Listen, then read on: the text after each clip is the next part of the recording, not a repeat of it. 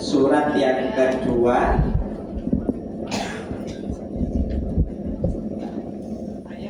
ayat yang ke 83.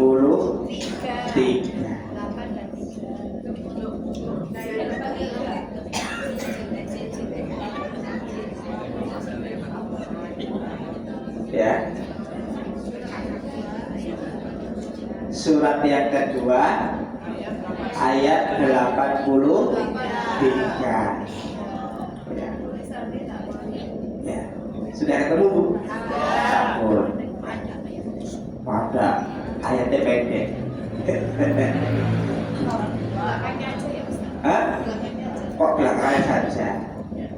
Nah, jadi coba kita baca surat tersebut di ayat tersebut, yaitu surat yang kedua ayat 83.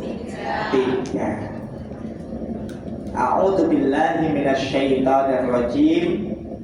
Bismillahirrahmanirrahim. Nah, tak buka dulu, khawatir saya lupa. Ya, saya baca. A'udzu billahi minasyaitonir rajim. Bismillahirrahmanirrahim. Wa id akhadna mitsaqa bani Israil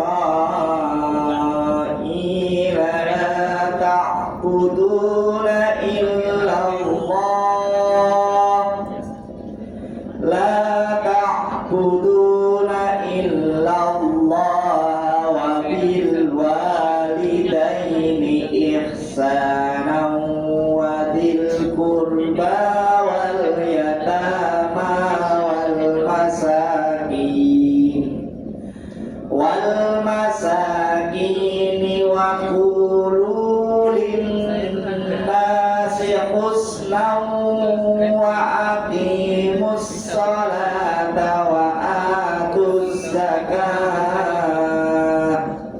thumma tawallaitum illa qalilan minkum wa antum mu'ridun. Mudah-mudahan waktunya cukup dalam saya mengurai di dalam ayat ini. Di dalam ayat ini membahas terkait ketauhidan dan terkait pula bagaimana kita menselaraskan ketauhidan itu dengan amal atau aktivitas kita sehari-hari. Nah, ayat ini itu berkaitan dengan kaum Bani Israel. Pernah baca, Bu, siapa kaum Bani Israel itu?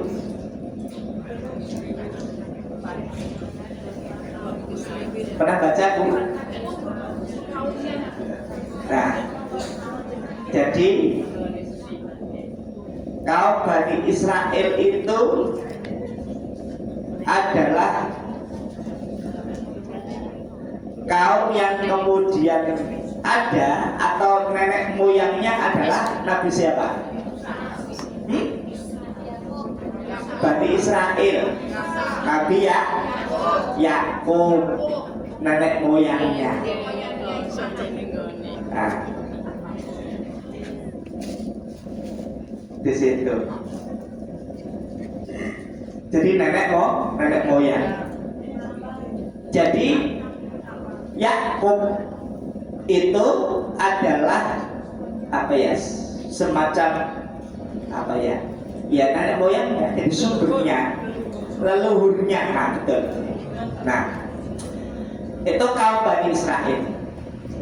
Kaum Bani Israel ini dikenal kaum yang cerdas. Salah, Bu. Siapa jawab aku lah kasih ngaji. Kayak bisa nerangan di sini. Mesti di sini kita berarti alhamdulillah. Iya. Jadi kaum yang cerdas itu kaum Bani Israel. Tetapi dia punya kelemahan. Kaum ini suka mengingkari janji. Jadi kaum Bani Israel ini suka mengingkari janji. Di situ. Jadi mengingkari janji.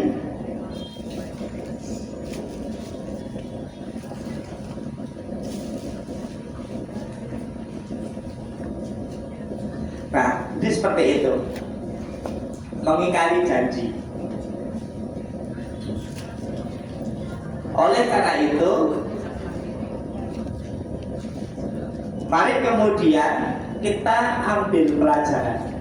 Di dalam ayat tadi itu muncul begini. Ada janjinya Allah, ada perintahnya Allah, dan ada pelanggaran yang dilakukan oleh kaum Bani Israel. Nah, di ayat tadi diawali dengan kalimat begini: wa id akhadna mitsaqa bani Israila la ta'buduna illallah. Ada kata la ta'buduna illallah. Nah, karena nggak tertampilkan, maka saya coba nulis.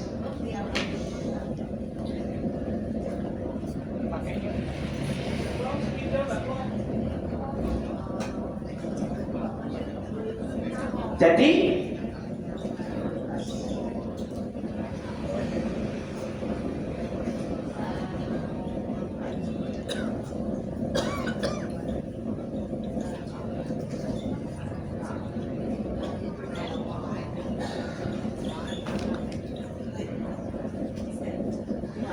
la ta'buduna illallah. Bu, yang didengar sembah setiap hari siapa, Bu? Allah. Beneran? Apa tandanya kalau dengar nyembah Allah? Sholat. Apakah sholat itu menjadikan bahwa orang menyembah Allah? Tidak. Kan Allah sampaikan, seseorang yang telah benar-benar menyembah kepada Allah, la khaufun alaihim wa la hum yahzanun. Saya sering khawatir. Nek jenengan masih sering khawatir, sering takut, sering was-was, tapi belum sepenuhnya menyembah kepada Allah. Nah, ketika masih galau, masih risau, berarti itu hanya belum sepenuhnya Allah. Karena apa? Allah bilang, orang yang benar-benar menyembah kepadaku, maka dipastikan dia tidak akan pernah ada rasa khawatir, tak pernah ada rasa takut, tak ada rasa was-was, tak ada rasa ragu. Itu. Makanya dikatakan la ta'buduna illallah. Jadi menyembahnya seutuhnya hanya Allah yang disembah, yang diagungkan hanya Allah, yang ditinggikan hanya Allah, tidak ada yang lainnya. Oke, dengan sudah masuk. Alhamdulillah.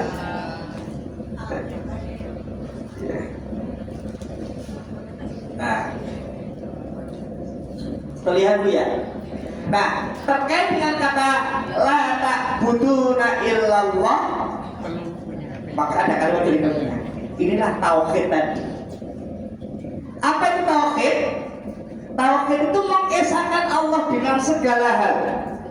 Apa itu? Meyakini bahwa hanya Allah yang berhak disembah.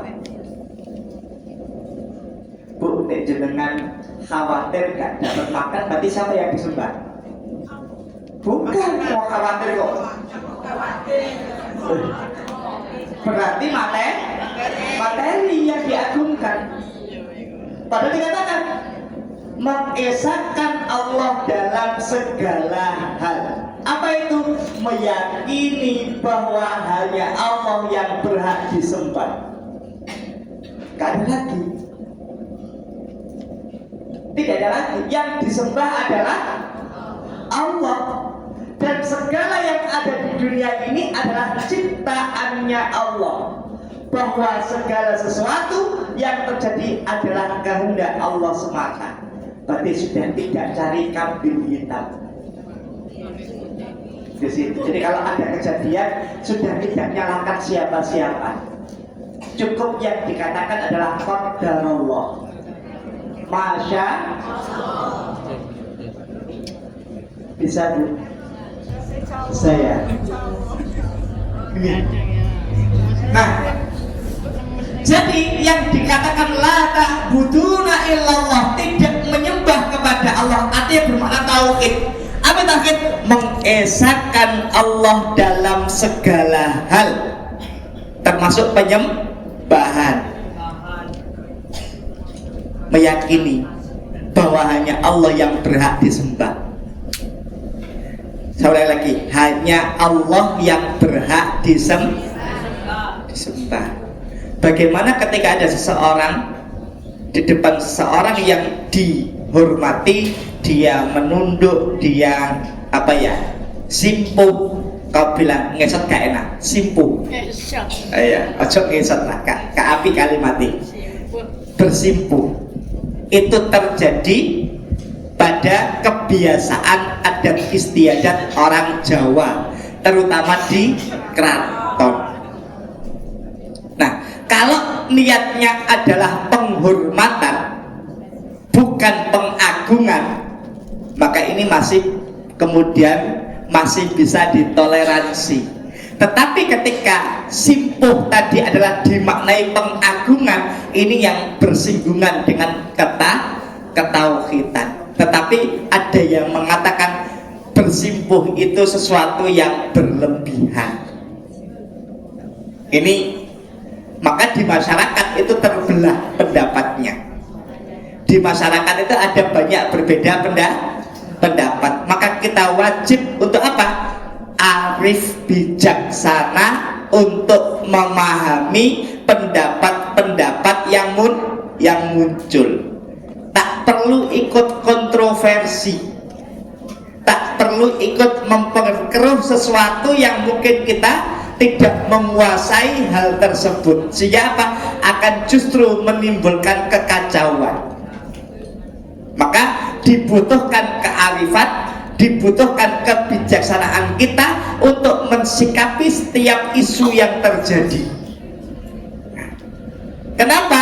Ini karena segala sesuatu yang terjadi adalah kehendak Allah semata. Maka kalimat saya adalah jangan pernah mencari sebab akibatnya. Kenapa? Sudah ditentukan dan ditetapkan oleh Allah. Terus bagaimana Ustaz? Kita mengintrospeksi diri di situ. Nek cari wong Jawa apa Bu? Grayangi atine. Dan seterusnya lah. Ya, di situ. Nah, jadi tauhid itu bermakna mengesahkan Allah dalam segala hal. Maka tidak ada yang lebih tinggi kecuali, tidak ada yang lebih agung kecuali, tidak ada yang lebih berkuasa kecuali, tidak ada yang lebih besar kecuali. Makanya Allahu Akbar, Allah yang paling. Maka ketika kita bersolat mengucapkan Allahu Akbar, maka semestinya kesombongan, keangkuhan sudah hilang.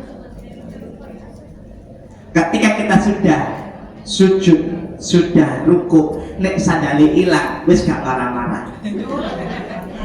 Kan wis sujud, kehendaknya nek sandali tertukar sudah tidak perlu mencari kambing. Karena Pak sudah kehendak dari. Terus bagaimana Ustaz? Ya bertanya di grup, adakah yang sandalnya tertukar? Tak perlu menuduh, apalagi ada sing belum sadarku kena digowo, nggak usah. Tapi dikonfirmasi. Namanya tabayyun, fatabayyan. Supaya apa? Tidak malah memperkeruh suasana. Ini. Kenapa? segala sesuatunya yang terjadi adalah kehendak Allah. Bu, kalau kita bisa ini mengaplikasikan ini, hidup kita enak. Wes gak ngamukan, insya Allah gak hipertensi. Loh bener Bu, kenapa? Pikirannya adem. Coba nih, semua mencari kesalahan, panas pikirannya. Makan ya gak enak, tidur gak nyenyak. Kenapa? Stres. Nah, di situ. Yang kedua, apa itu tauhid? Menghindari kesyirikan. Maka dikatakan pentingnya menghindari segala bentuk syirik, baik dalam keyakinan, ucapan maupun tindakan. Segala bentuk persekutuan dengan Allah dianggap sebagai pengingkaran terhadap tauhid. Maka dikatakan la ta'buduna illallah. Kunci la ta'buduna illallah. Dengan menutup aurat karena siapa? Itu jawabannya. Nah, alhamdulillah. Dengan berangkat ngaji karena apa? Gue nih kebagian oleh-oleh.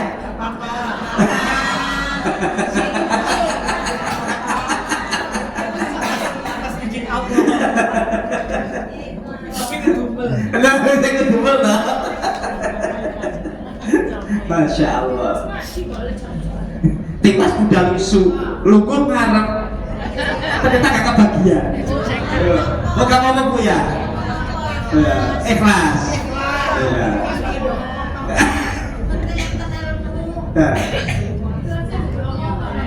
Jadi kesyirikan itu begitu, pengingkaran terhadap ketauhidan.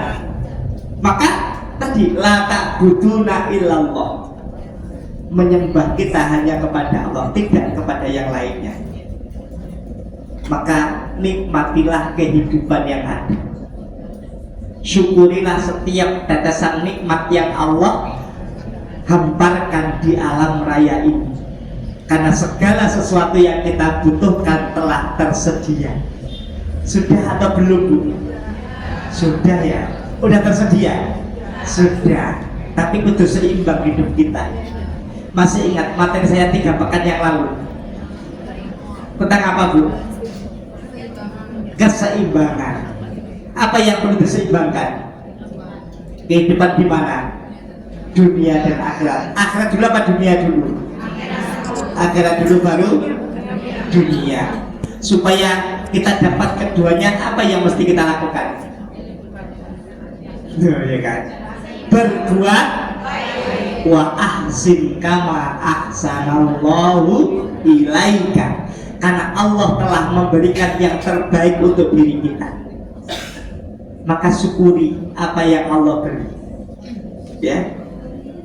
Bentuk hidup kita, bentuk mata kita, bentuk alis kita, bentuk wajah kita, itu yang terbaik. Tidak usah di make up. Mahal. Mahal. Tidak usah Bu. Iya. Tidak usah. Sekarang masih ketok bagus. Kuning wis mati operasi, umurnya tambah karuan rusak. Rusak, jangan, tidak usah. Biarkan apa yang Allah beri ini sudah terbaik. Gak usah dirubah. Gak usah, temen gak usah dirubah. Mahal. Mahal Bu. Ya, sudah. Apa yang ada? Yes. Ini yang terbaik yang Allah kasih. Ya. Warna kulit kita itu yang terbaik yang Allah kasih. Bentuk hidup kita itu yang terbaik dari Allah. Bentuk alis kita itu yang terbaik dari Allah. Tidak usah disulam Bu ya, masih dikerik. Jangan, tidak boleh. Oh, nggak apa-apa Bu. Ini dilarang dikerik, dilarang disulam. Udah, biar saja apa adanya. Ustadz boleh nggak dihias pakai pensil? Nggak apa-apa.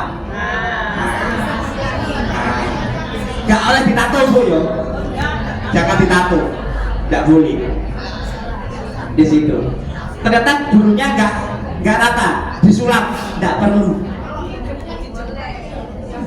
Abot mau angel bukain, orang usah. Ora usah.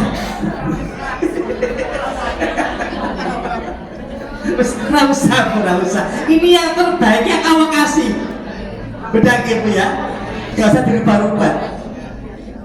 Kadang-kadang mohon maaf. Suatu ketika saya ketemu dengan orang pakai bulu mata tambahan. Orang tambah afi bu. Aku lebih nonton malahan. Saya itu bu. Cuma kali ini ngomong saya bu. Gue tersinggung. Lebih baik gak usah. Gak bu. Di apa kok di gini? Nek. Kalau itu untuk kesehatan nggak apa-apa. Kalau untuk kesehatan tidak apa. Tapi kalau kemudian hanya untuk fashion, boten usah. Gigi pasangan nggak apa-apa.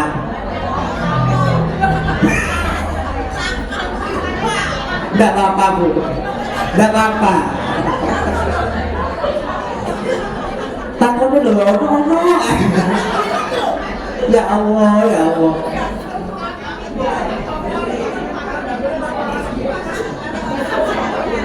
Kalau itu mengganggu kesehatan maka dipasang boleh.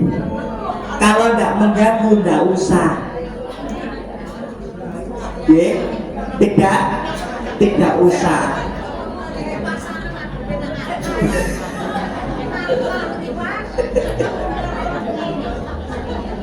Masya Allah. Mohon balik.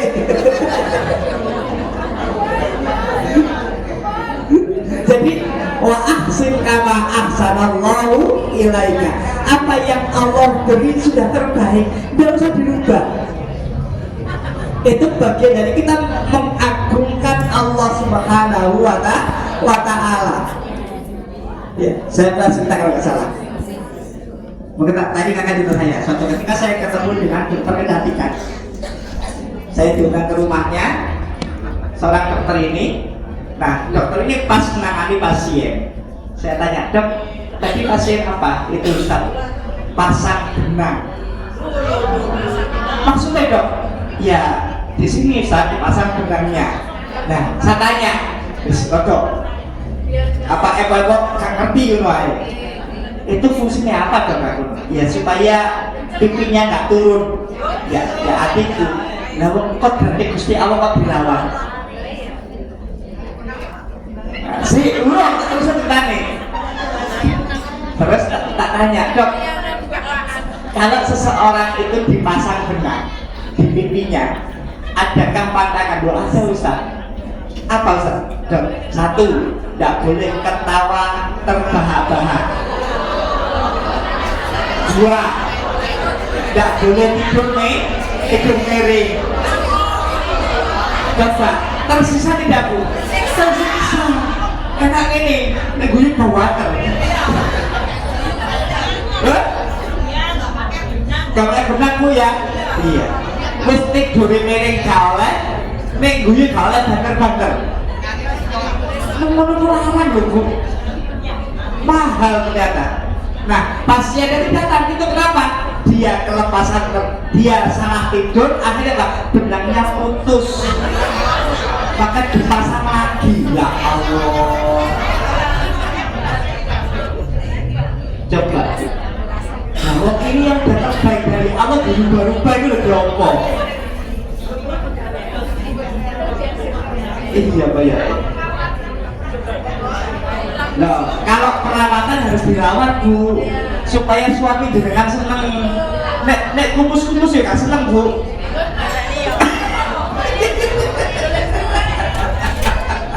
Kalau dirawat harus dirawat, nggak boleh nggak dirawat. Suatu ketika saya bilang ke guru-guru saya, ada guru saya itu yang ketika datang ngajar ngaji itu nggak pernah pakai make up. Terus saya bilang gini, Ustazah, mohon maaf ya, pakai bedak itu nggak dilarang, bukan? Ya iya, Sekarang santrinya, masya Allah, sekarang sebut ya, wis ngerti dhewe lah. Masa ya gurune kumus-kumus ya kan Pak. Akhirnya saya memberanikan diri, Ustazah, perempuan pakai bedak itu nggak dilarang, asalkan tidak berlebihan. Sampai yang gini kan, mohon maaf, pakai lipstik juga dilarang, asal tidak berlebihan. Nah gitu kan. Kenapa? Yang dihadapi itu ya badan kabeh. Nah, sing dihadapi koyo ngono, sing ngadepi koyo ngono lah. Gak kerasan lho. Coba Bu jenengan ya sudah berhias, ngadepi orang gak berhias, kira-kira ya apa? Kan begitu Bu ya. Akhirnya ngomong ini, tiwas dan ket isu sing dihadapi koyo ngene tok. Nah, kata tiwas itu gak oleh. Kenapa? Semua terjadi karena Allah. Jadi begitu. La ta'buduna illallah. Yang ketiga, makna tauhid itu adalah penyerahan diri sepenuhnya kepada Allah. Apa itu? Penyerahan diri secara total kepada kehendak Allah. Ada kalimatnya, kehendak Allah. Apapun yang kita alami, apapun yang terjadi pada diri kita, apapun yang hadir pada kehidupan kita, sudah kehendaknya Allah, jangan dilawan. Tidak bisa, jangan dilawan. Saya titip, jangan pernah melawan kehendaknya Allah, pasti tidak bisa. Tidak bisa.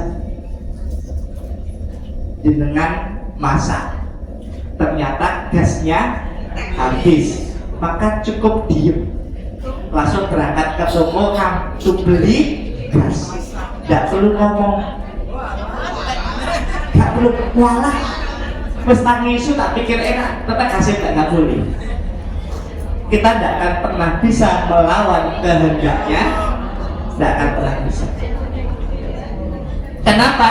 Tadi kalimatnya, segala yang terjadi sudah kehendak Allah semata, maka kita pasrah total. Hujan tidak usah sabar. Ada yang kebanjiran kemarin Bu? Alhamdulillah tidak. Kebetulan berarti saatnya dandani genteng. Sudah dijalani. Itu kehendak. Kalau Allah mendatangkan hal tersebut, tapi Allah telah mensiapkan. Tak lagi Bu, kalau Allah uji diri kita, berarti Allah telah siapkan solusinya. Maka tidak perlu khawatir. Kapan Ustaz? Jangan tanya kapannya, tapi usaha dulu. Entah hutang dulu, entah pinjam teman dan seterusnya. Yang penting usaha dulu. Kenapa? Semua atas kehendak dari Allah. Kehendak Allah. Semua kehendak Allah. Mohon maaf, saya tidak pernah bercita-cita ketemu jenengan. Tidak pernah. Tidak pernah. Tapi Allah pertemukan kita di tempat ini, yang diawali di rumah dinasnya Bu Emilia, ya kan?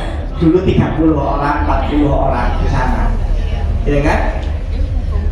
Pindah ke Al-Falah lebih dari 50, pindah ke sini lebih dari 100. Berarti berkah. Jadi dengan doakan Bu Emilia supaya apa? Lancar terus rezekinya, begitu, sehat terus badannya, berkah insya Allah semuanya, begitu. Nah, penyerahan diri secara total kepada kehendak Allah. Jadi apapun yang kita alami, kejadian apapun yang terjadi pada kehidupan kita, itu sudah dikehendaki oleh Allah. Sudah. Maka dia akan diterima, dinikmati. Kalimatnya mesti tuh gak oleh sahabat, gak boleh. Walah kok udah ya Allah, sudah ikut turun ngering, gak usah. Dinikmati saja. Ya. Dengan tidak bergantung pada selainnya. Mohon maaf, jangan bergantung kepada honor panjenengan. Orang mampu, ora cukup.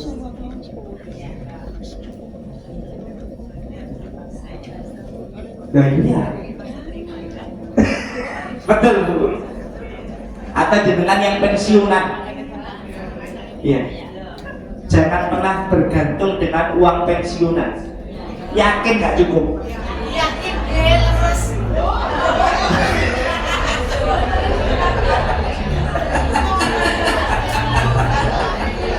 Itu luapan emosi Bu.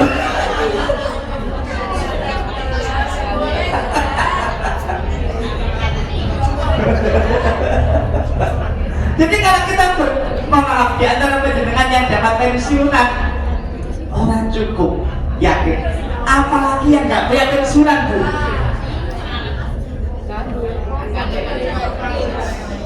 Makanya kata Allah, jangan bergantung pada selainnya. Bu, di antara ini yang ibu rumah tangga banyak atau sedikit? Banyak. Bisa makan gitu? Oh, jenengan gak kerja kok bisa makan? Coba, jenengan pernah mikir? Gak kerjanya. Pernah mikir gak Bu? Jenengan lo gak kerja di rumah tok, tapi mau beli apa bisa, mau jalan kemana bisa, mau makan apa juga. Siapa yang kasih? Jadi ibarat kalau juga di pejabat, kau oleh itu adalah bergantung kepada selain. Iya.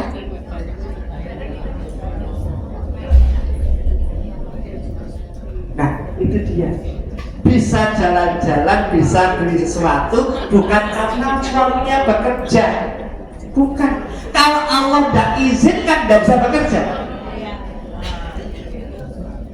Biarin aja. Ya, makanya kalimatnya Allah, kalimatnya Rasulullah, segala sesuatu ketika terjadi pada kita, likaila tak tahu ala ma fataku wala tafrahu bima ataku. Kata Allah, jangan putus asa terhadap sesuatu yang belum kamu dapat. Jangan senang berlebihan terhadap sesuatu yang kau dapatkan. Artinya apa? Semua karena kehendaknya Allah.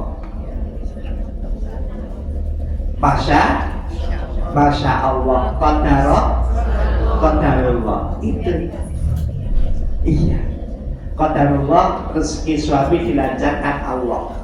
Qadarullah, suami disehatkan oleh Allah sehingga bisa beraktivitas.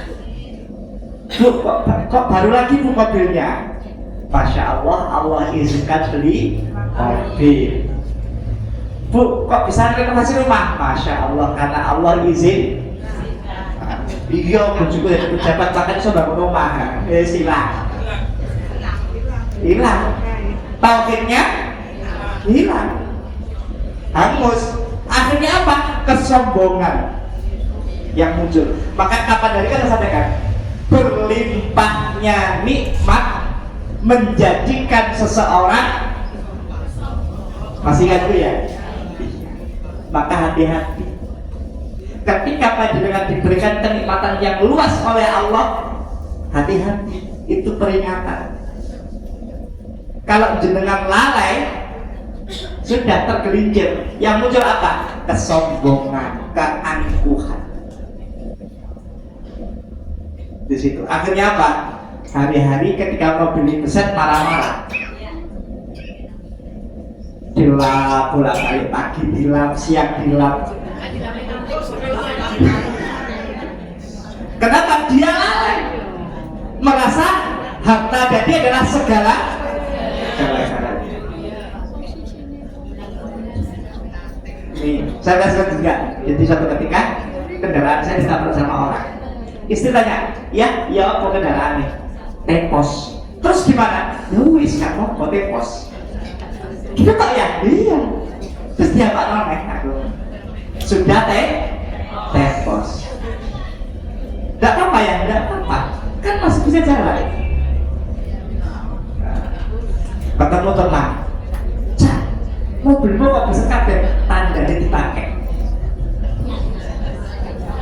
Kan punya ibu ya? Tandanya dipakai.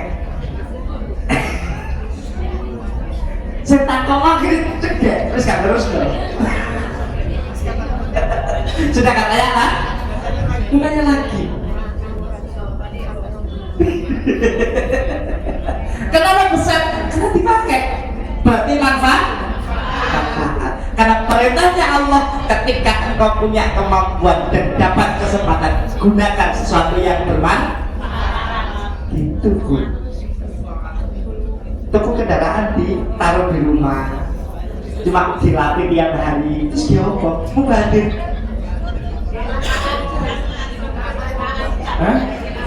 Gak manfaat betul, gak manfaat di situ. Makanya tadi jangan pernah bergantung kepada selainnya.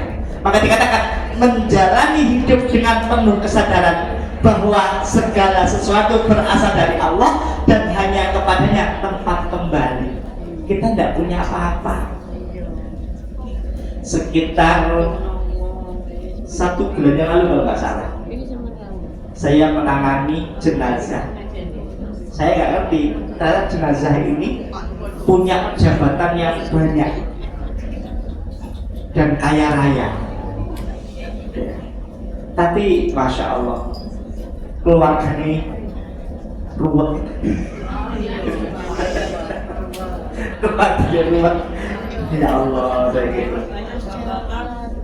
Jadi karena banyaknya tadi itu akhirnya protokolnya macam-macam. Ketika saya tanya, Pak, meninggalnya jam berapa? Jam sekian. Saya hitung 2 jam berikutnya sudah keluar. Ternyata baru bisa keluar setelah 3 jam jenazah itu.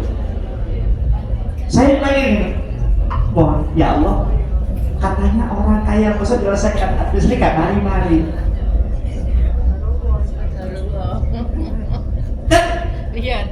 SOP-nya itu bu jenazah meninggal dunia, maka 2 jam berikutnya sudah bisa dibawa pulang. Saya tunggu hampir 3 jam. Diuji saya sama Allah. Sesuai amal perbuatan. Jadi saya perkirakan jam 3 itu sudah bisa keluar jenazahnya. Ternyata jam 5 baru bisa keluar jenazah itu. Setengah 5 baru bisa keluar. Saya tanya keluarganya, Pak, kenapa kok belum keluar? Ya Pak Ustaz, belum selesai administrasinya. Ya wes, tak tunggu. Beli makanan habis, beli minuman habis. Gak betul-betul jenazah. Ya Allah, di situ diuji. Ini loh, nunggu jenazah diuji. Padahal harus kasih obat. Apalagi yang bernyawa kayak gini. Lah kan punya ujiannya, masih bernyawa, masih berakal. Betul Bu ya? Oh saya mati, saya gudong. Iya itu. Betul Bu ya? Iya betul. Insya Allah. Ini beneran Bu. Suatu ketika saya nangani jenazah. Orangnya, mohon maaf, tidak terlalu gemuk. Tidak terlalu gemuk. Biasanya saya 2 orang itu kuat ngangkat itu. 2 orang itu kuat. Untuk jenazah ini Bu, 4 orang. Sesuai amal perbuatan. Hanya memindahkan dari ini tempat perawatan ke keranda itu kan dekat. 4 orang. Saya coba istighfar Pak, ya Allah. Kehendak Allah. Itu pelajaran. Maka saya mohon ya Allah, mudah-mudahan kelak ketika saya meninggal dunia tidak kayak seperti ini, tidak memberatkan orang, tidak merepotkan orang. Doa sendiri ya. Loh, iya Bu, saya mohon karena itu sebuah pelajaran yang ada di depan saya. Iya. Itu pelajaran muhasabah, betul. Pernah kejadian memakamkan jenazah, sudah diukur, sudah pas, kita masukkan jenazah itu, gak cukup. Dan ini terjadi, ini real. Mohon maaf saya berulang-ulang ceritakan ini. Kenapa? Supaya kita bisa introspeksi diri. Gak cukup, kita gali lagi, masih gak cukup. Itu pelajaran. Ini nyata. Kenapa? Saya sendiri yang mengalami. Maka saya berani bercerita. Ya tak takut. Terus ya Allah, kurang terus. Hah? Ya bismillah pelan-pelan. Ini kisah nyata yang saya jalani. Kalau kita bergantungnya kepada Allah, kalau kita percaya pada Allah, insya Allah kita dimudahkan. Kenapa? Saya pernah mengalami bahwa jenazah itu seolah-olah kendaraan saya tidak bawa apa-apa, ringan, Bu. Tapi terjadi juga saya bawa jenazah, kendaraan tidak bisa jalan, tidak bisa jalan. Ini terjadi.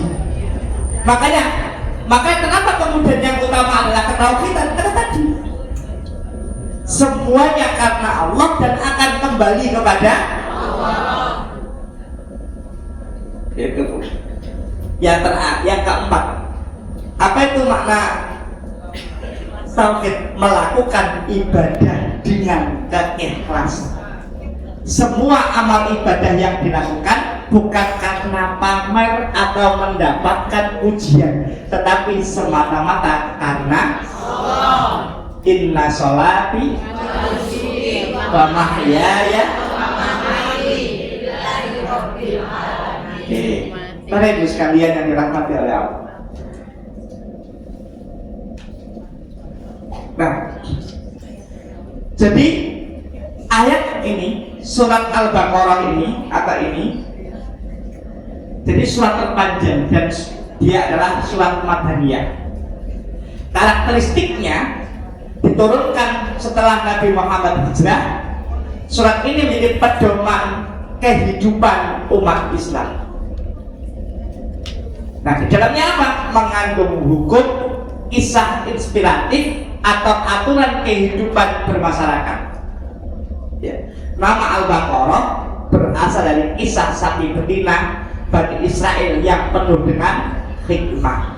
Ayatnya ada 286 ayat dengan tema beragam dari iman hingga muamalah. Maka dikatakan ayat ini adalah surat yang isinya aturan kehidupan. Saya cepat. Nah. Oh belum. Oke.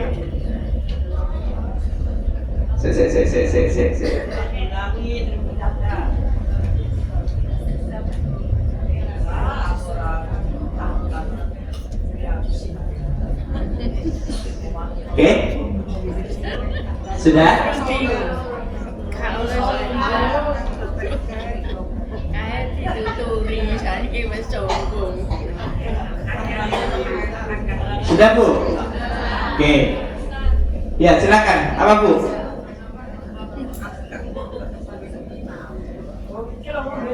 Ya kan memang di dalamnya menceritakan terkait dengan kisah sapi betina yang diperintahkan oleh Allah untuk disembelih dari kaum Bani Israel. Begitu Bu. Jelas? Ya. Oke, saya teruskan.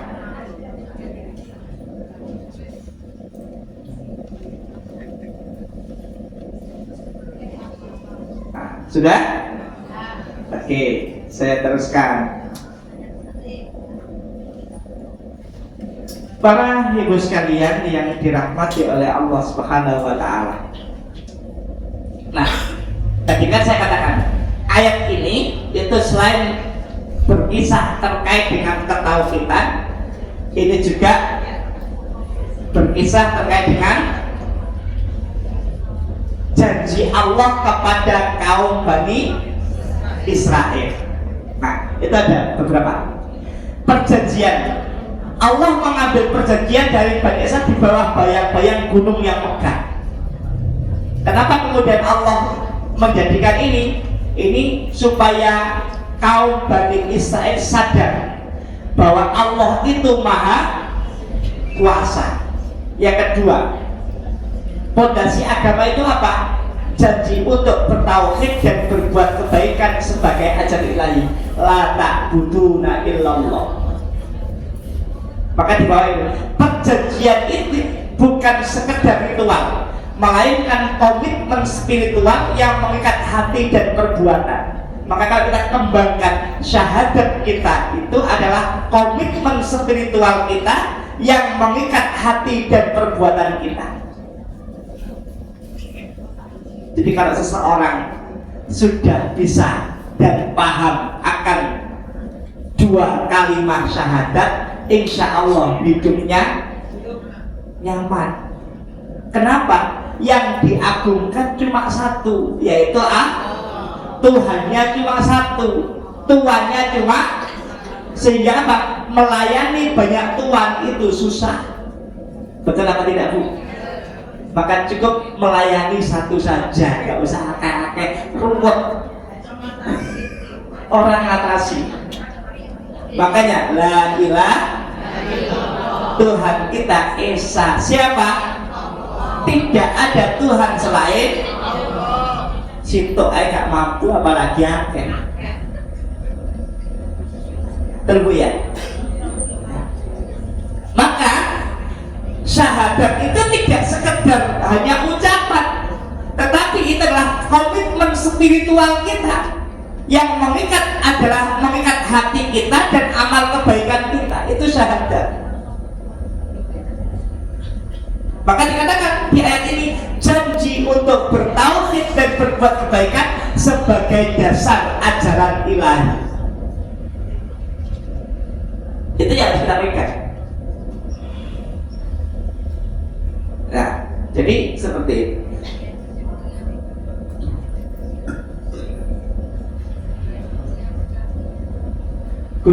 Kekuasaan, Allah ingin menunjukkan kekuasaannya. Allah ingin menunjukkan kemahakuasaannya kepada kaum Bani Israel. Maka menghadapi orang yang sombong, ya itu disombongi. Boleh. Allah. Hati-hati. Hati-hati. Yeah. Jangan keliru.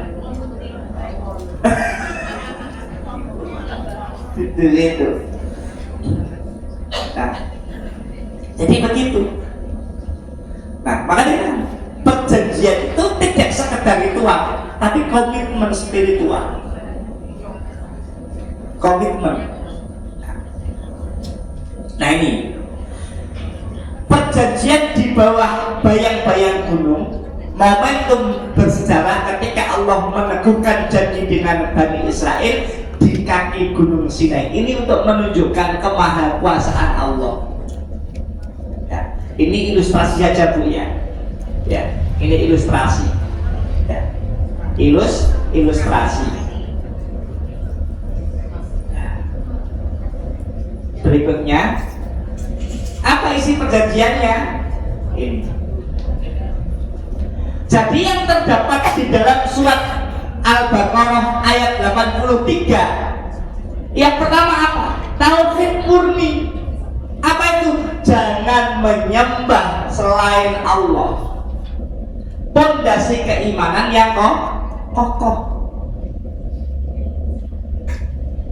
Jadi tadi bergantungnya hanya kepada Allah. Ini yang terdapat di dalam Ayat 83 tadi. Jadi perjanjiannya apa? Menyembahnya hanya kepada Allah, mentauhidkan murni, yang diagungkan semata-mata cuma Allah, tidak ada zat lain yang diagungkan. Bahasa simpel ini lho Bu, nek gak di duwe itu ya ora bingung, nek dompetnya kosong kok bingung, ah berarti tauhid itu durung murni. Ya kan?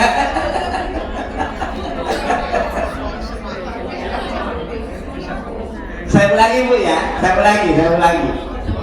Jadi dikatakan murni tauhidnya itu nek dompetnya kosong orang bingung. Bingung. Bisa Bu? Nggak bisa. Bisa. Apa? Ya. Kenapa Bu? Punya belanja nggak punya uang. Bingung muter aja. Sing abot itu pikirannya manusia apa melakukannya? Karu ini. Dua-duanya. Asli Bu ya, asli abot. Kenapa kok berat? Bukan karena belum maklum memahami perjanjian yang dibuat tadi.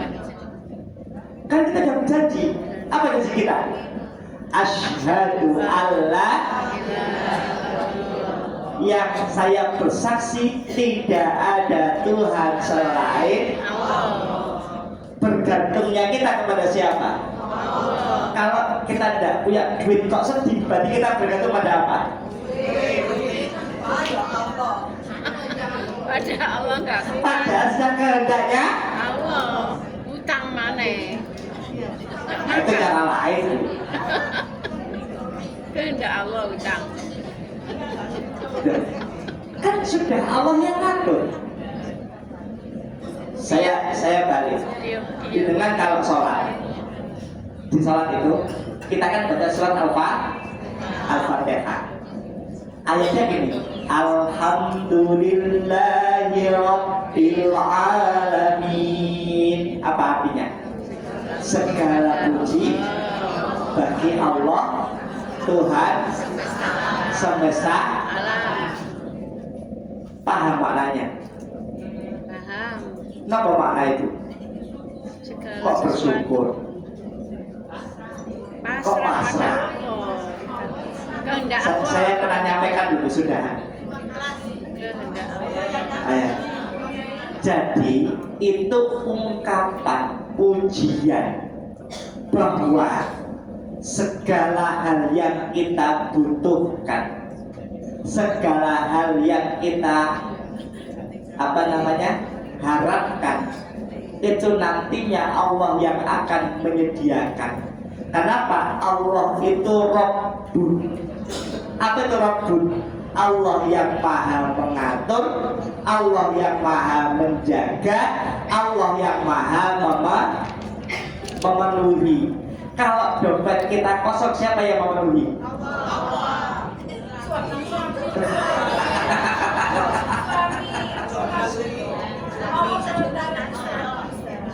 Perantaranya adalah suami panjenengan. Yang memberi adalah Allah. Itu terdapat di dalam kalimat Alhamdulillahi Rabbil Alamin. Kan sudah ada yang mengatur, sudah ada yang memenuhi, sudah ada yang memelihara, sudah ada yang menjaga. Kok bingung kenapa? Kok mumet? Itulah yang tadi dimaksud bahwa tauhid kita belum murni. Padahal tauhid itu adalah fondasi keimanan yang kokoh. Kalau saya bingung berarti imannya belum kokoh. Jadi saya bingungan, saya was-was, saya sering khawatir, menandakan imannya belum kuat. Bu, Nabi itu bukan PNS loh Bu. Kalau pensiun. Nabi itu pensiun berdagang usia 40 tahun. Dengan pensiun 58-60 tahun. Kok saya kurang loh? Nabi Nabi itu pensiun dari segala aktivitas duniawi di usia 40 tahun. Maka setelah 40 tahun Rasulullah hanya fokus berdakwah. Dakwah. Terus dapat dari mana? Rasulullah dapat dari pamannya. Rasulullah dapat dari istrinya. Istri Rasulullah luar biasa. Kaya Nek raya. jenengan pripun Bu? Nonot. Nek suami gak ada duit ya Pak? Hah? Marahi. Mencuci. Loh, ini Rasulullah itu disuplai oleh istri yang namanya Khadijah. Sampai hartanya Khadijah habis untuk menyuplai dakwah Rasul.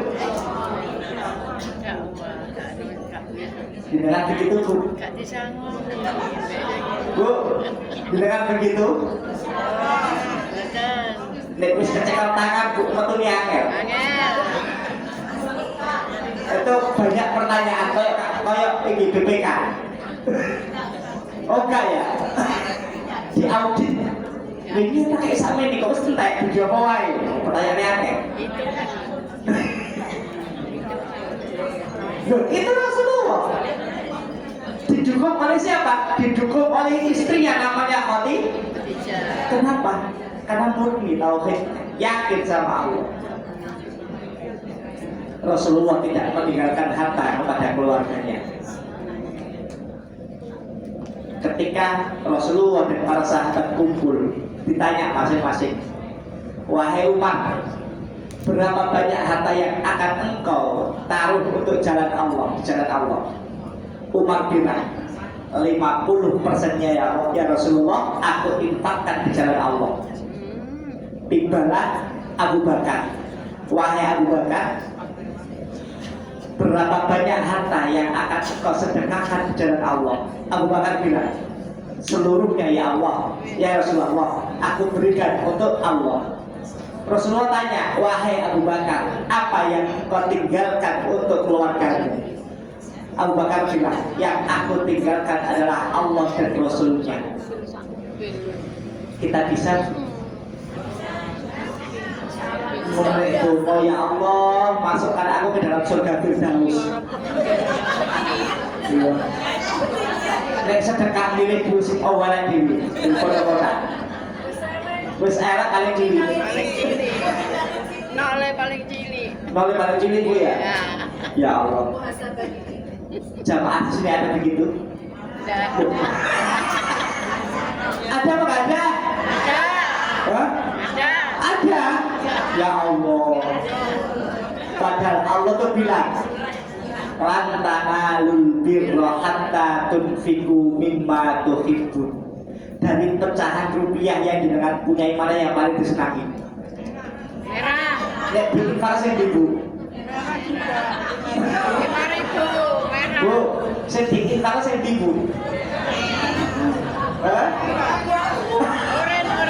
Subhanallah. Kone donga iku wae Rabbana atina fid dunya hasanah wa fil akhirati hasanah wa qina adzabannar. Ini klutik 500 rupiah. Hah? Nah iya Bu. Ngamen gak keluar. Malu tuh Rabbana hablana min azwajina wa dzurriyyatina qurrata a'yun waj'alna lil muttaqina imama. Kayak bojo-bojo diirit-irit. Bagaimana mau jadikan generasi yang baik? Ya. Wong wedi. Siapa yang medit? Bu. Masya Allah. Baju hitam. Kadang-kadang tak seimbang loh Bu, antara yang diminta dan yang diberikan itu. Iya, iya betul. Tapi saking Allah tuh maha pemurah, Iya, iya, Allah betul. kasih Bu. Nah, Menurut saya rasa kurang. iya betul. Saya sahabat ya. Ya Allah.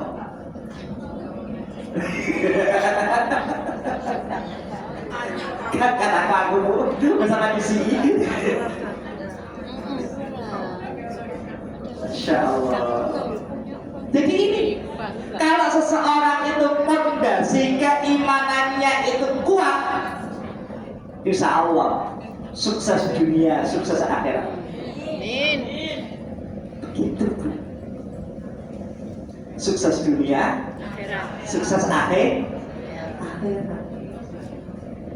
Insya Allah luar biasa. Yang kedua Bu, apa perintahnya? Ihsan sosial.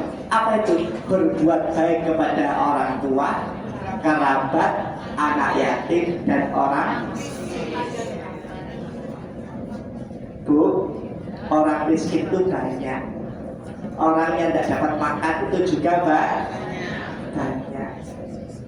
Di situ. Masya Allah. Gitu Bu. Makanya katakan setelah la ta'buduna illallah wa bil walidaini wa bil qurba wal yatama wal masakin. Berbuat baik pada orang tua, berbuat baik pada kerabat, berbuat baik pada anak yatim, berbuat baik kepada orang. Bu, nek nyantuni anak-anak yatim piatu ojo membunuh haram tok. Kami ya, aktivitas kami di luar Al-Falah itu kami mengelola lembaga kesejahteraan sosial, nama lainnya panti asuhan. Saat ini kurang lebih 6.000 anak asuh kami asuh. Itu tersebar dari Bojonegoro, Ponorogo sampai Banyuwangi. Ada di mana terbanyak di Surabaya itu ada sekitar hampir 700-an anak yang kami kelola. Di Lamongan itu hampir sama di situ. Jadi kami itu ya, dan itu murni dana swadaya untuk memberi makan, tempat tinggal, dan biaya sekolah, kehidupan sehari-hari. Dari mana uangnya? Tadi yang kita pakai, Allah itu yang mengatur, Allah itu yang memenuhi, Allah itu yang menjaga. Gitu Bu. Tapi banyak orang kemudian mencari duit untuk mengeksploitasi anak yatim piatu. Kios tenang-tenang. Ada kewiran, ada.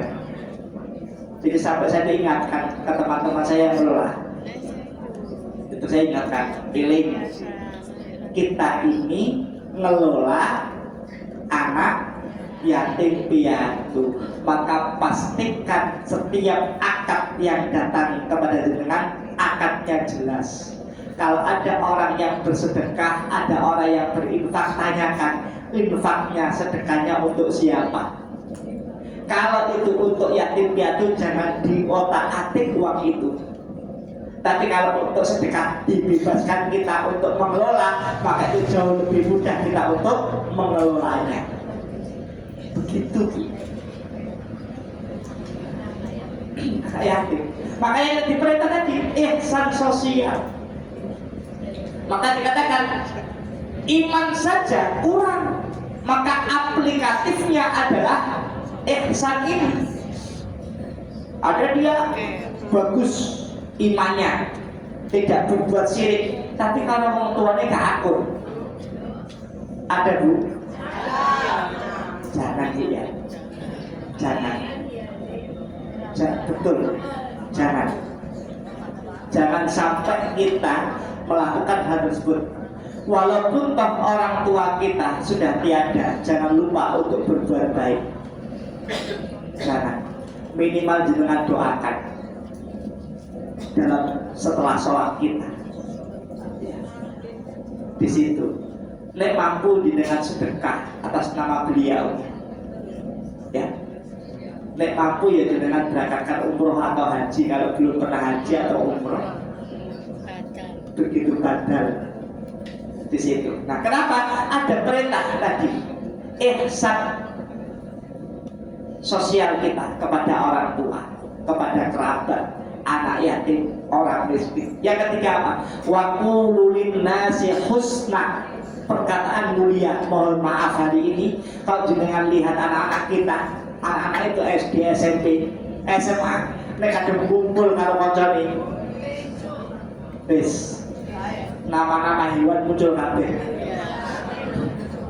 Betul ya? Dan berbagai macam kosakata muncul dan lain-lain. Padahal perintahnya jelas. Wa qulu linnasi husna. Perkataan mulia. Bu, ayo dijaga lisan kita. Jangan sampai setiap ucapan yang kita ucapkan itu menyakiti hati orang lain. Itu angel menghapusi, pasti membekas. Sakit di situ Bu ya. Ya silakan.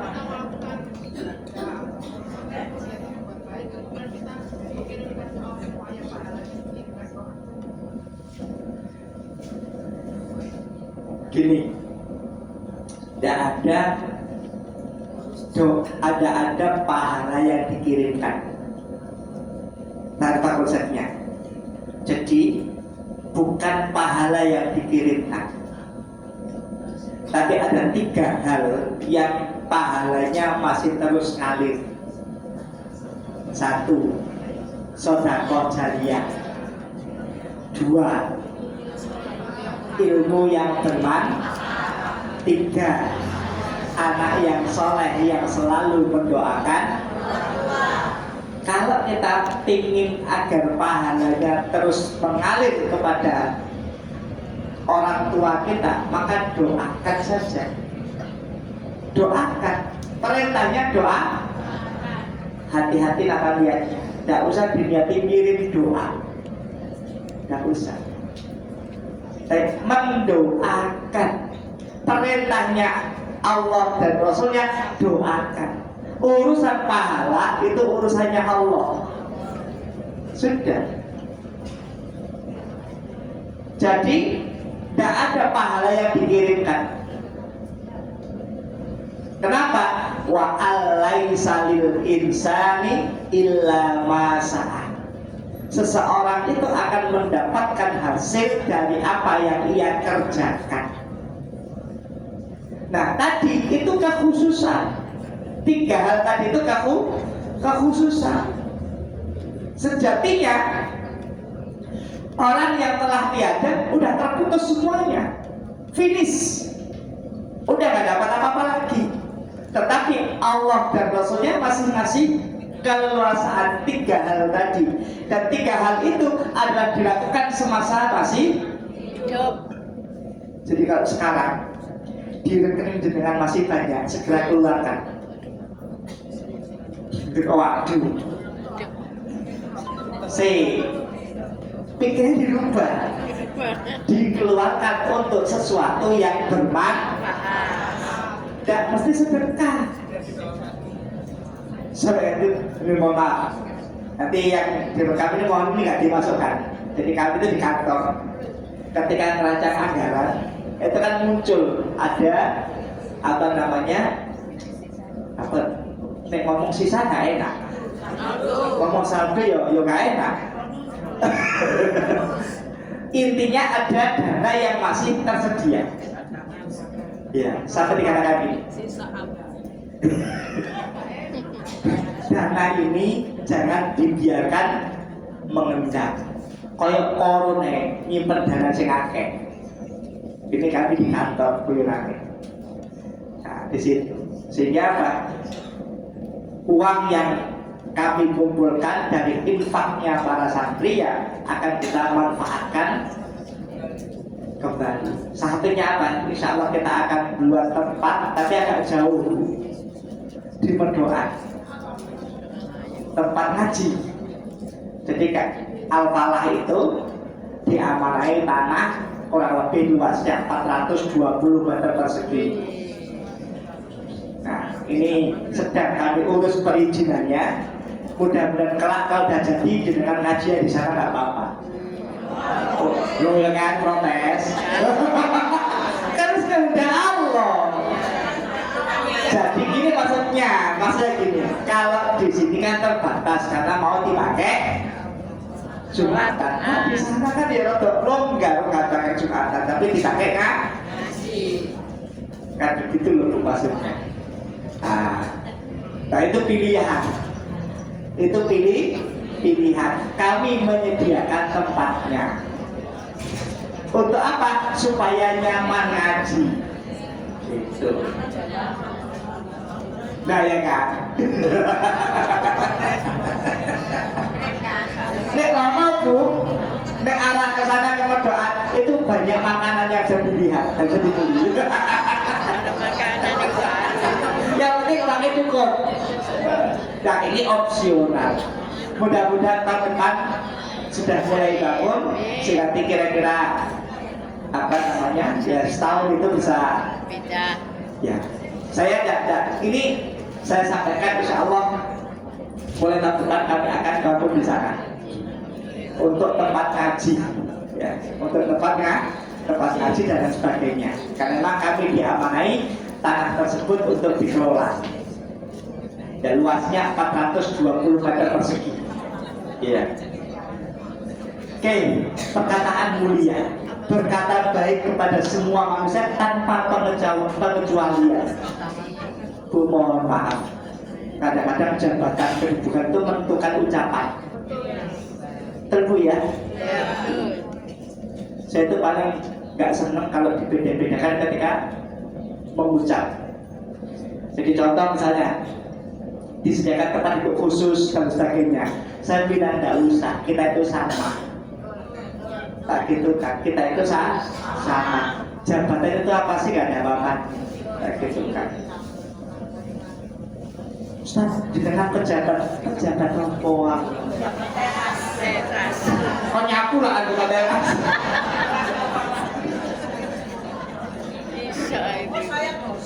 Wah, itu. Aja telok notara. Di situ tuh. Itulah tuh, makanya ini penting. Penting itu loh. Perkataan. Tak perlu membeda-bedakan. Mau ketemu, mohon maaf bu ya, mohon maaf. Komunitas saya itu ya macam-macam. Kadang-kadang ketemu mereka yang pengangguran. Ya saya menyesuaikan kalimatnya. Ketemu dengan pejabat ya menyesuaikan kalimatnya. Di situ. Qadarullah kemarin hari Ahad, saya dan kawan-kawan didatangi sama wakil menteri. Jadi, pokoknya menteri lah tuh. Intinya menteri ini datang itu tak rezeki. Bahkan disampaikan begitu duit, gitu kan? Iya. Jadi apa namanya? Saya itu kalau ada pejabat datang, saya nggak hormati macam-macam. Tidak. Tak apa tadi kudu bawa sesuatu. Nek bawa kok tahu dah. Gitu. Karena pejabat itu fungsinya apa? Melayani bukan dilayani. Cuma saya bilang gini, Mas Menteri, ini kami buat tempat untuk mengasuh anak-anak yatim, anak-anak duafa, orang-orang miskin. Enak ya, butuh apa Mas? Itu lantai 2 belum selesai. Pak gitu kan? Lantai 2 belum selesai. Oke, siap. Bu siap piro kan? Minimal ada kalimatnya sih. Siap. Yaudah. Iya minimal. Terus beliau bilang nanti bulan Desember tolong ingatkan saya. Saya bilang siap insya Allah. Pokoknya siap ini sih. Buat kayak piro kan? bulan depan. Nah, nanti Desember lagi. Bulan depan itu. Karena beliau ngomong. Kalau sudah akad, pernah terjadi Bu, ada yang akad kepada kami untuk seluruh bangunan saya yang tanggung.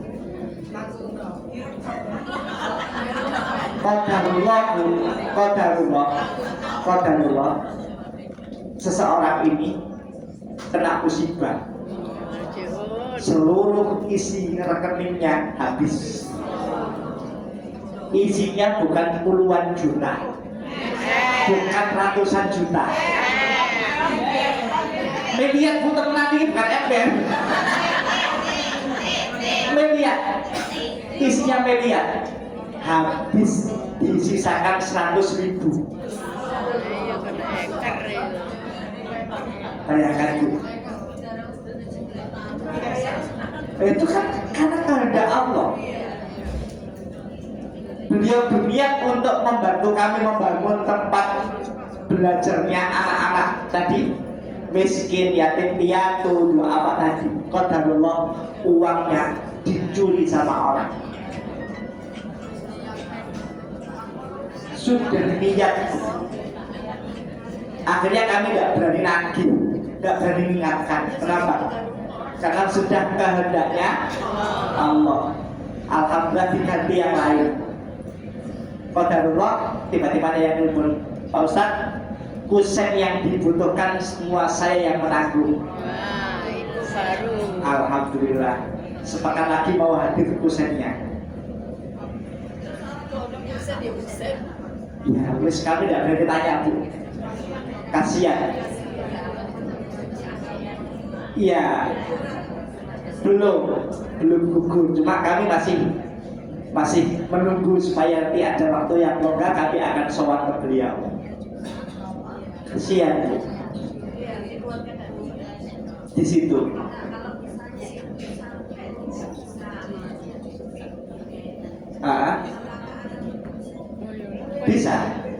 Bisa digugurkan. Ya, akan lagi. Mohon maaf karena hal ini, maka saya tidak bisa meneruskan akad yang dulu pernah saya sampaikan. Maka harus diakadkan ulang. Supaya apa? Tadi tidak seperti, karena itu adalah janji.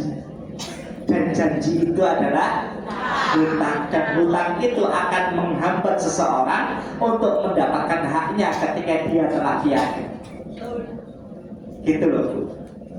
Beliau ada janji, bilang ke kami, Pak Ustadz, seluruh kebutuhan ini nanti saya yang akan nanggung. Karena tapi ada syaratnya, ketika properti saya laku. Nah, ketika terjadi musibah itu, kami tidak bertanya apakah propertinya sudah laku atau belum.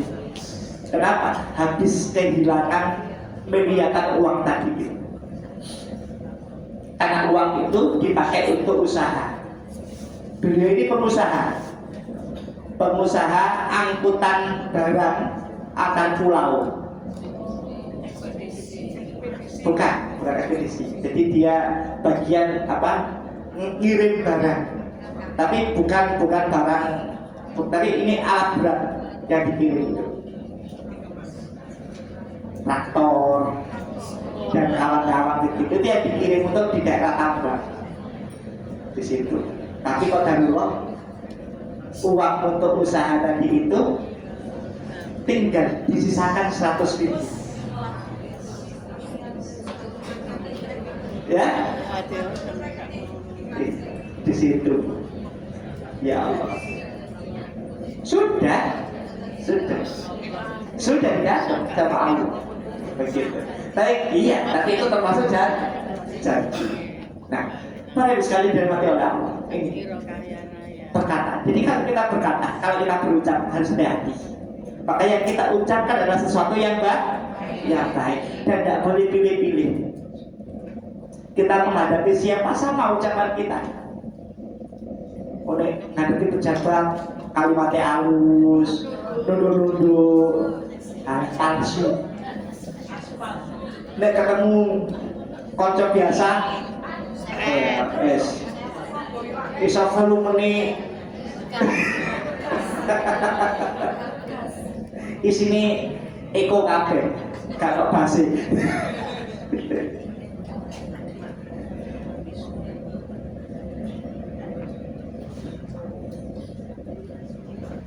Nah, para ibu sekalian dirahmati Allah, di ayat tadi, di ayat 83 tadi itu isinya ini tauhid murni, ihsan sosial, yang ketiga adalah perkataan mulia, dan yang keempat adalah ibadah ritual. Wa aqimus shalah wa atuz zakat. Di situ aqimus shalah wa atuz zakat. Mendirikan sholat dan menunaikan zakat. Berikutnya, nah, jadi tahu lagi apa itu tauhid? Inti ajaran semua nabi sepanjang zaman, yaitu apa? Menyembah Allah. Yang kedua, ihsan kepada Allah adalah menjaga hubungan dengan orang tua dan kaum du'afa sebagai wujud kasih. Yang ketiga, ucapan baik itu adalah amar ma'ruf nahi mungkar dengan cara santun dan bijaksana.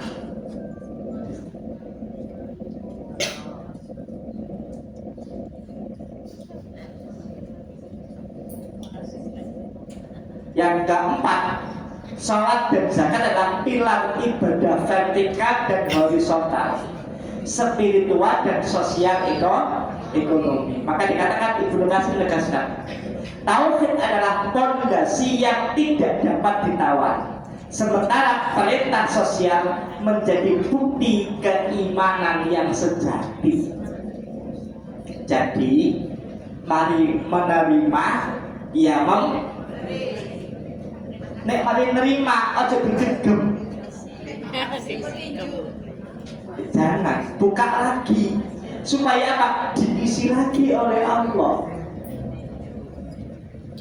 Diisi lagi. Maka Allah ingatkan, di setiap harta yang kita miliki ada haknya mereka. Siapa? Tadi disebut kaum du'afa, yatim piatu, fakir miskin, dan lain-lain tadi itu.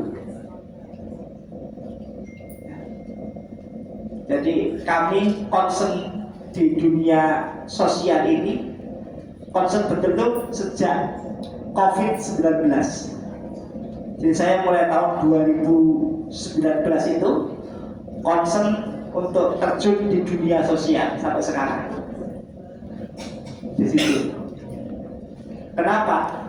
Banyak masyarakat itu yang sangat membutuhkan. Contoh, ambulan. Ambulan itu permintaannya tinggi, tapi kami terkendala tidak bisa membeli unit baru. Kenapa? Keterbatasan dana yang kami miliki. Al-Falah itu butuh kendaraan. Butuh kendaraan. Butuh apa? Tambahan ambulan.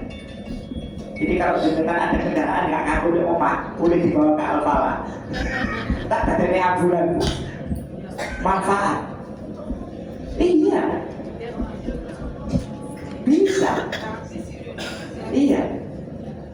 Kami kalau ambulannya kami kelola, kalau dalam kota Surabaya, Sidoarjo mau dikasih ya silakan, nggak dikasih ya nggak apa-apa, bukan kebacut tuh Bu. Nggak apa-apa. Di situ. Jadi kami dan teman-teman itu di luar Al-Falah punya satu ambulan. Tapi kami punya komunitas. Ketika ambulan kami sedang layanan dan ada permintaan, pasti kami carikan ambulan yang lain. Nah, kami punya komunitas ambulan. Setiap saat Pak Ustadz, iya. Saya pernah layanan jam 2 dini hari. Saya pernah layanan jam 11 malam. Saya pernah layanan ya siang hari, pagi hari, dini hari, siang hari, sedangkan apa? Motonya kalau orang hidup di dunia sosial itu tidak ada libur untuk kebaikan. Itu motonya Bu. tidak ada libur untuk kebaikan, tidak ada. Pernah terjadi Bu, kami lagi makan sama istri sama anak-anak, ditelepon, Pak Ustaz butuh ambulan. Saya bilang ke istri orang, ayo diselesaikan makannya, saya mau ada layanan ambulan. Padahal baru mulai makan. Baru mulai makan. Dan kalian sudah memahami di situ. Pernah baru mulai makan di telepon, Pak Ustaz minta tolong nopo merawat jenazah. Oke, berangkat. Makanya selesai di situ. Kenapa? Karena ketika kita terjun di dunia sosial, tidak boleh ada yang namanya libur. Tidak ada. Tidak ada Bu. Setiap saat. Satu-satu ketika istri itu sempat sewot gini. Ya, katanya sakit kok berangkat. Ya, insya Allah sehat karena melayani kebutuhan umat di situ. Nek sakit pusapan sing rawat tak gitu kan. Begitu Bu. Nek sehat insya Allah manfaat untuk umat. Nah kita oleh-oleh dok, ya oleh-oleh kalau oleh barang nggak tuh. Insya Allah pahalanya akan sampai kepada sampean. Kayak gitu kan. Insya Allah kami memahami begitu. Kenapa? Tadi ada perintah ini.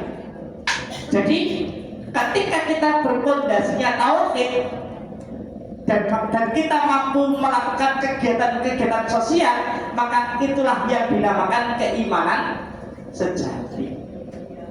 Jadi iman itu, tauhid itu tidak sekedar sholat, pikir. Itu kok ya butuh. Kenapa? Kita butuhkan itu. Tapi tidak banyak orang yang mau terjun di dunia sosial. Tidak banyak. Loh kenapa kalau nggak terjun? Karena nggak ada duitnya. Nggak ada duitnya. Satu ketika namanya istri saya, Bu, kalau suami dengan melakukan kegiatan itu dapat duit apa tidak? Tidak dapat. Loh, terus ya apa? Tambah mengeluarkan. Di situ Bu. Kami sampai di Banyuwangi, sampai Ponorogo, Bojonegoro, Tulungagung, Pacitan. Ya udah. Ditanya, Mas, ada bensinnya? Nanti kalau kosong kita isi. Gitu kan? Uang dari mana? Oh malam. Terus gitu kan? Kenapa? Rabbul Alamin. Allah itu yang mengatur, Allah itu yang mengelola, Allah yang mencukupi. Maka dikatakan, kalau kita ingin membuktikan keimanan kita, maka tidak cukup dengan kita berpikir, tidak cukup kita dengan sholat, tapi buktikan dengan aktivitas sosial di masyarakat. Di situ. Nah, para ibu sekalian yang dirahmati oleh Allah. Nah, di ayat ini itu pun ditunjukkan betapa kemudian orang-orang Bani Israel itu melanggar janji tadi. Apa itu? Mereka menyekutukan Allah. Dengan apa? Membuat patung. Ya, membuat patung. Di situ. Nah itu. Jadi kaum Bani Israel berbuat kesyirikan, menyekutukan Allah dengan patung sapi emas setelah Musa menerima wahyu. Ya, dikenal dengan tokohnya namanya Samiri. Yang kedua apa? Dia durhaka, tidak hormat kepada kedua orang tuanya. Dia mendolimi kaum lemah. Yang ketiga, mengucapkan perkataan buruk dan meninggalkan amar ma'ruf. Dan yang keempat, meninggalkan sholat, menolak zakat, bahkan membunuh para nabi. Ini yang dilakukan oleh kaum Bani Israel. Jadi begini berikutnya. Nah, maka apa dampak yang diterima oleh kaum Bani Israel? Mayoritas Bani Israel berpaling dari janji sakral mereka. Hanya sebagian kecil yang taat dan istiqomah. Sejarah mencatat bagaimana pengkhianatan ini membawa kehancuran spiritual dan sosial. Maka Allah mengingatkan umat Islam agar tidak meniru sifat pengkhianatan ini. jadilah umat yang memegang teguh janji.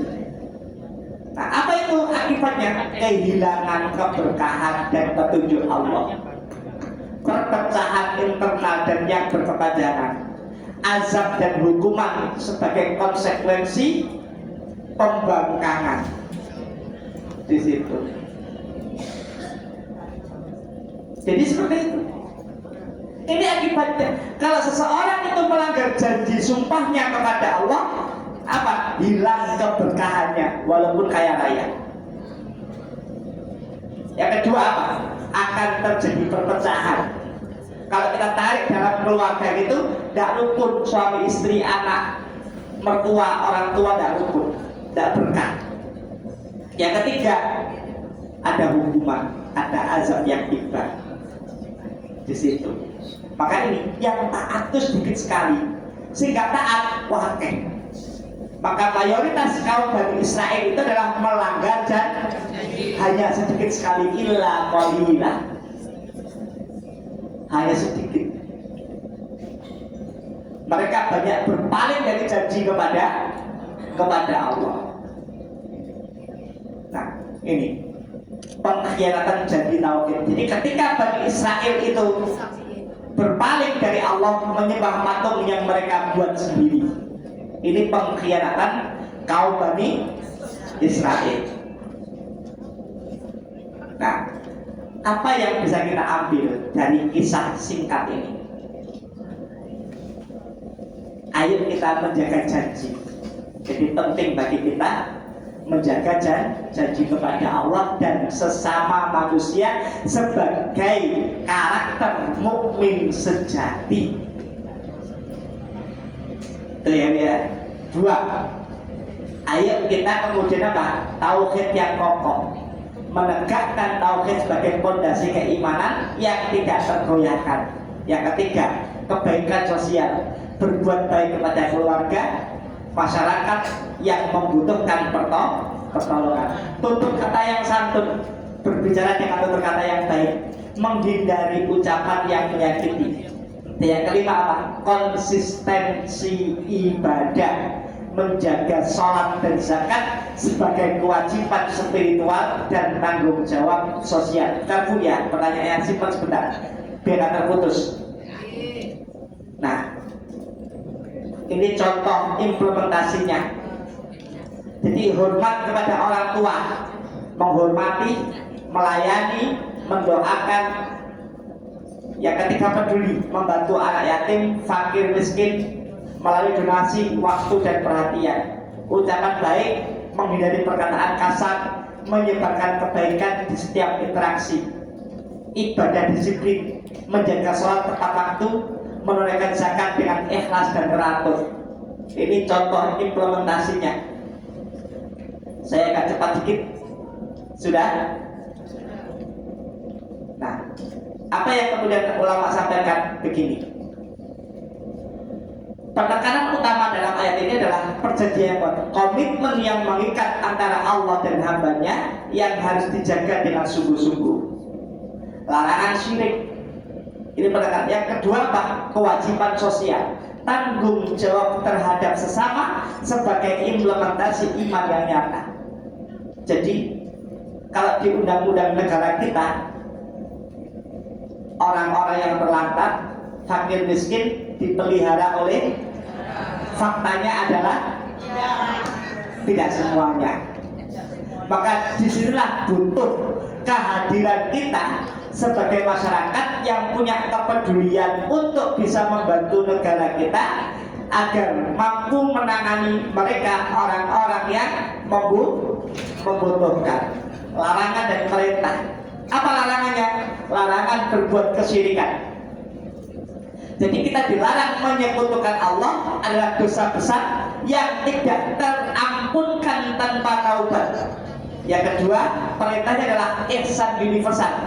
Kita diperintahkan oleh Allah untuk berbuat baik kepada orang tua dan kaum du'afa tanpa diskriminasi. Ini ada penekanan utamanya, ada larangannya. Apa penekanannya? Perjanjian harus kuat sebagai komitmen dan kesungguhan kita menjalankan apa yang Allah perintahkan, dan kita punya tanggung jawab sosial. Berikutnya, jadi Ibnu mengatakan penjelasan rinci tentang pelanggaran Bani Israel dan akibatnya yang mengerikan dari syirik hingga pembunuhan Nabi. Sayyid Qutb menyampaikan analisa mendalam konteks sosial dan spiritual perjanjian di bawah gunung serta relevansi dengan kehidupan kontemporer. Jadi jauh sebelum hari ini ada, Allah dan Rasul sudah mengatur keseimbangan antara spiritual dan sosial kita. Maka dikatakan kedua ulama agar umat Islam tidak mengulangi kesalahan yang sama, menjaga janji dan konsisten dalam ibadah. Hikmahnya apa? Sejarah Bani Israel adalah cermin bagi kita. Kesalahan mereka menjadi pelajaran agar kita tidak terjerumus di dalam pelanggaran yang serupa. Ini pelajarannya. Nah, berikutnya ini kesimpulannya. Apa pelajaran intinya? Surat Al-Baqarah ini mengajarkan tauhid, ihsan, dan ibadah sosial sebagai pilar kehidupan orang beriman. Peringatan sejarah pelanggaran Bani Israel menjadi peringatan berharga agar kita tidak tergelincir ke jalan yang sama. Komitmen kita, mari kita tegakkan janji kepada Allah dengan berbuat baik dan beribadah dengan sungguh-sungguh tiap hari. Janganlah kita jadi orang yang berpaling, tapi jadilah hamba yang taat dan berakhlak mulia. Wismani itu. Semoga kita termasuk hamba-hamba Allah yang mampu menjaga janji dan konsisten dalam beribadah. Loh, sampun terakhir. Silahkan, ada pertanyaan, monggo. Pertanyaannya singkat padat. Assalamualaikum warahmatullahi wabarakatuh. Ustaz, tolong diterangkan antara barokah dan berkah. Terus Ya podo. satu lagi Ustaz, satu lagi. Barokah dan berkah itu ya podo. Intinya mau barokah atau berkah itu adalah ada tambahan manfaat. Jadi ketika semakin bertambah manfaatnya, maka itulah ada keberkahan atau ada barokah. Dan satu lagi Ustaz, itu apa mayat kalau dimasukkan di liang lahat terus memanjang itu kira-kira semasa hidupnya melakukan apa Ustaz? Mau balas. Masih segera. Mau balas. Terima kasih ya, Assalamualaikum. Ya. Ada lagi? Silakan. Itu belakang Bu, belakang. Yang baju hijau Bu. Nah, yang kerudung hijau.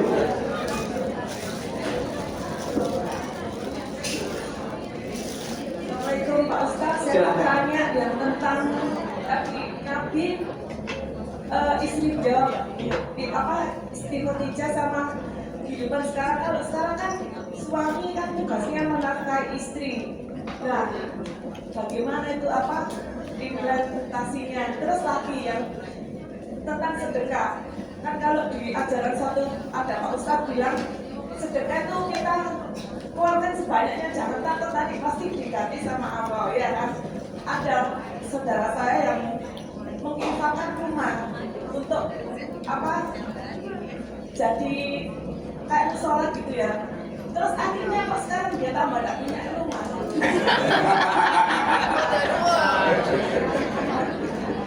Ya, jadi ini Bu, pelajaran apa yang bisa kita ambil dari kisahnya Sayyidah Khadijah dan Rasulullah? Ada yang gini,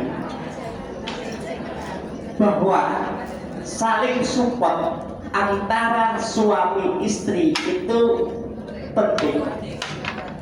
Jadi supporting.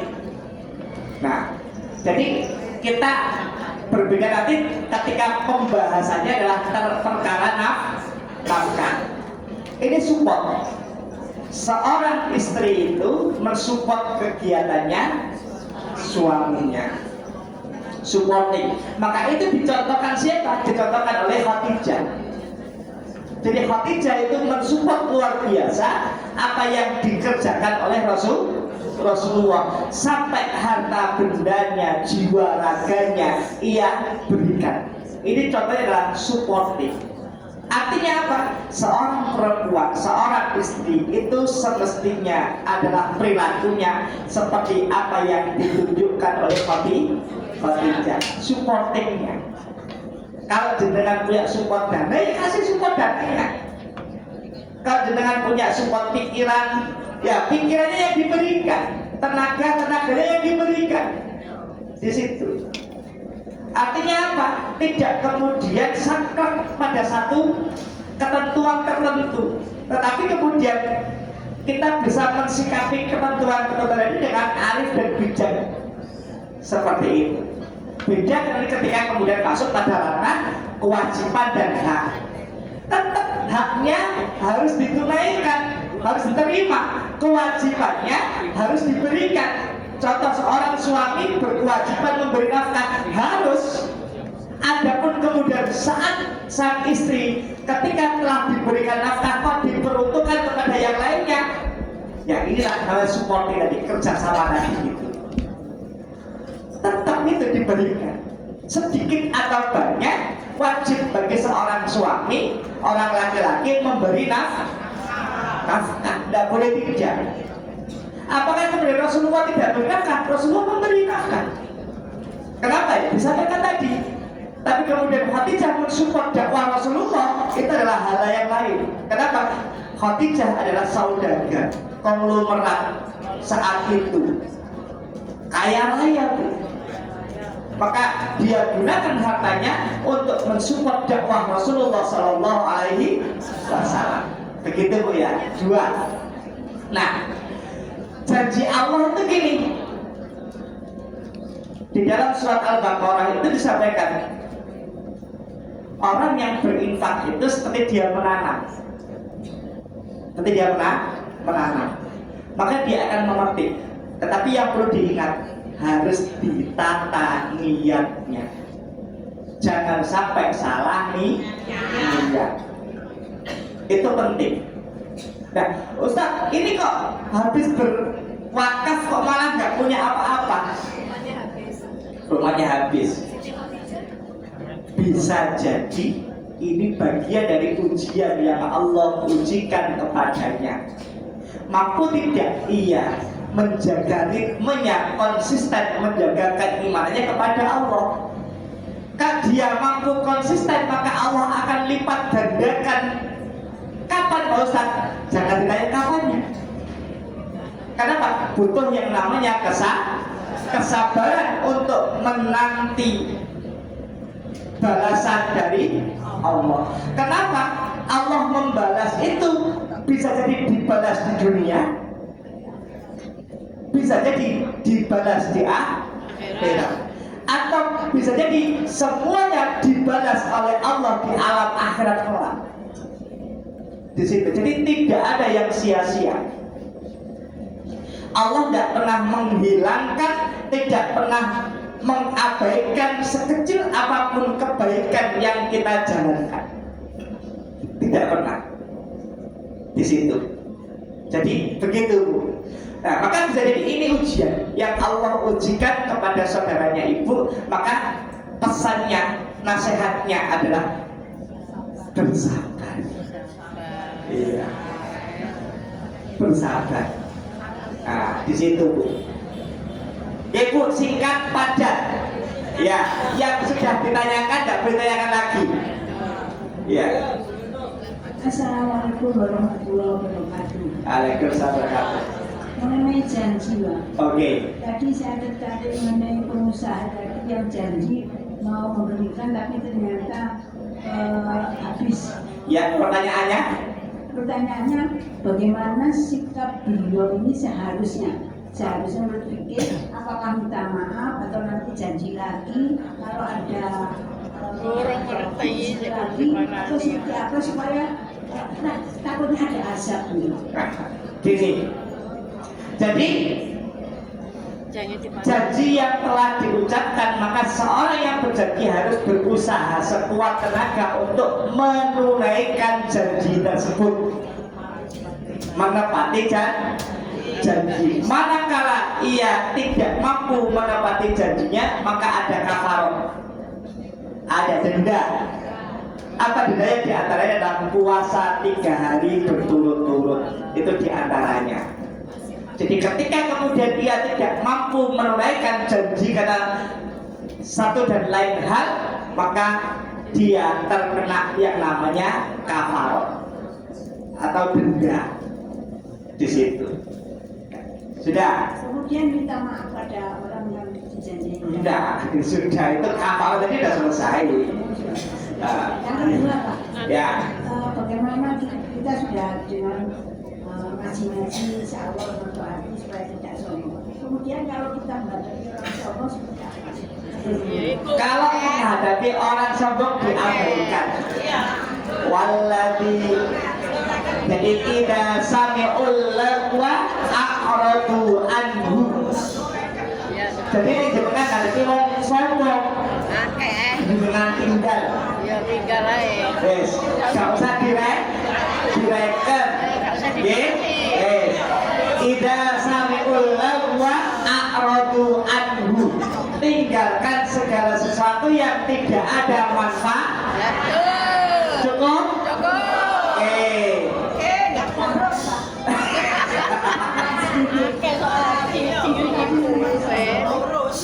bisa dibenarkan kalau sikap kita itu dengan nama Maksudnya ini. artinya tadi kita disombongkan, dibiarkan. Tapi saya tidak berpikir untuk dibiarkan, karena kita selalu hidup itu selalu bersatu interaksi. Jadi bagaimana supaya menata hari kita masing-masing tetap Ya itu jadi calon. Ojo dipikir teman-teman. Wes ya. Mikirnya ojo jeru-jeru. Ya. Tinggalkan. Sing enteng-enteng ae. Ora mampu awak dhewe. Ya. Betul Bu ya? Iya, ojo teman-teman mikire kejerot. Ya. Wes santai. Ya. Dijauhi. Jadi kalimatnya simpel. Allah tuh sampaikan untuk sesuatu yang tidak ada manfaatnya tinggalkan. Masalah tinggalkan, ya udah dipikir, udah diangan-angan. Nah ngapain? Orang penting jelas. Ya.